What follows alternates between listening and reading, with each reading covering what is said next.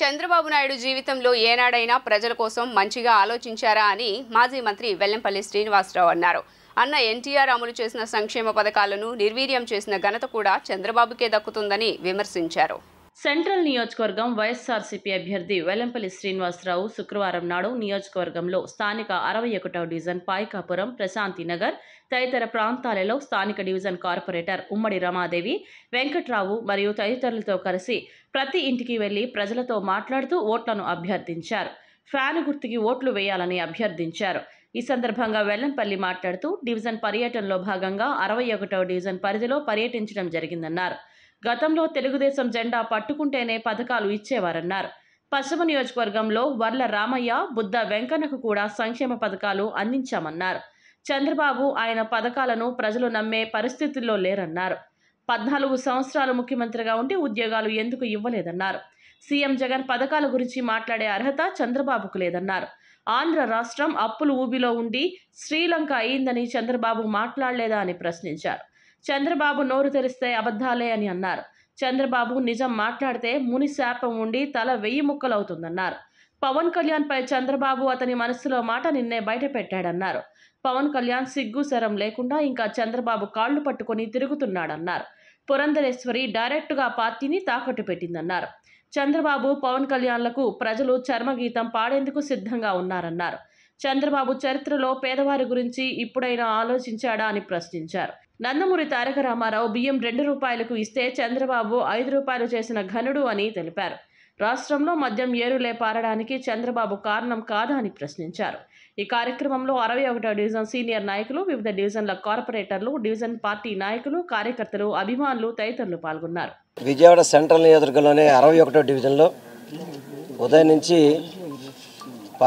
పాయకాపురం, అదేవిధంగా ప్రశాంతి నగరు ఇవన్నీ కూడా ఎన్నికల ప్రచారం జరగడం జరుగుతుంది. ఇక్కడ మా వదినమ్మ రామాదేవి గారు, వెంకట్రావు గారు, మా సీనియర్ నాయకులు, మా తోట శ్రీనివాస్ గారు, పెద్దలు అందరం కలిసి ఈరోజు ఈ డివిజన్లో ప్రతి గడపకి వెళ్ళడం జరుగుతుంది. ప్రతి ఒక్కరి నుంచి చక్కటి స్పందన వస్తుంది. ప్రతి వాళ్ళు ఒక్కటే చెప్తున్నారు, జగనన్న ఎంత మంచి చేశాడు, ఇన్నిసార్లు మాకు అవకాశం కల్పించారు. నేను ఒక్కటే చెప్తున్నాను, నీ జీవితంలో 14 ఏళ్ల చరిత్రలో ఎప్పుడైనా పేదవారి గురించి ఆలోచించావా? ఇంకా స్వర్గీయ నందమూరి తారక రామారావు గారు ఆ రోజు ఎన్నో చక్కటి పథకాలు పెట్టి ఉచిత బియ్యం పెడితే ఆ బియ్యాన్ని కిలో 5 రూపాయలు చేసిన ఘనత నీదేనాయా?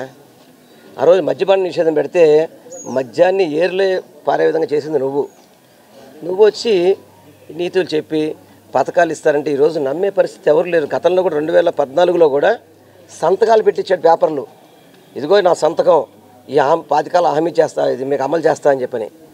ఏవైపోయినా పథకాలు? ఒకసారి ఆ మంత్రి గారిది ఆంధ్ర రాష్ట్రం కాదు, కొంచెం ఆంధ్ర రాష్ట్రం గురించి అవగాహన లేదు ఆయనకి. ఆయన ఒకసారి ఆంధ్ర రాష్ట్రం గురించి తెలుసుకోమని చెప్పండి.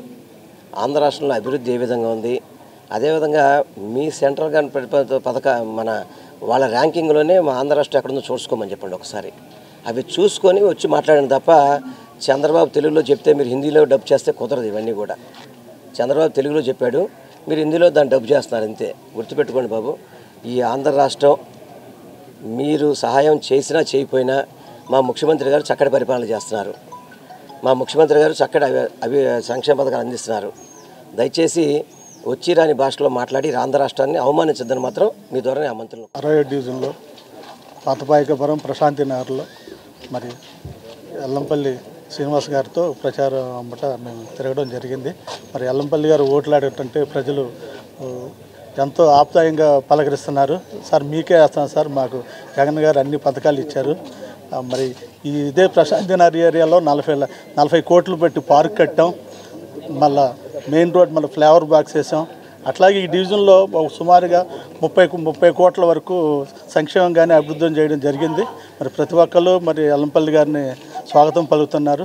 ఏదేమైనా సరే వెల్లంపల్లి గారిని ఈ డివిజన్ నుంచి అత్యధిక మెజార్టీతో గెలిచి, అట్లా సెంట్రల్లో ఎమ్మెల్యే గారు వెల్లంపల్లి గారిని గెలిపించి మరి జగన్మోహన్ రెడ్డి గారికి బహుమతిగా ఇస్తామని చెప్తున్నాం.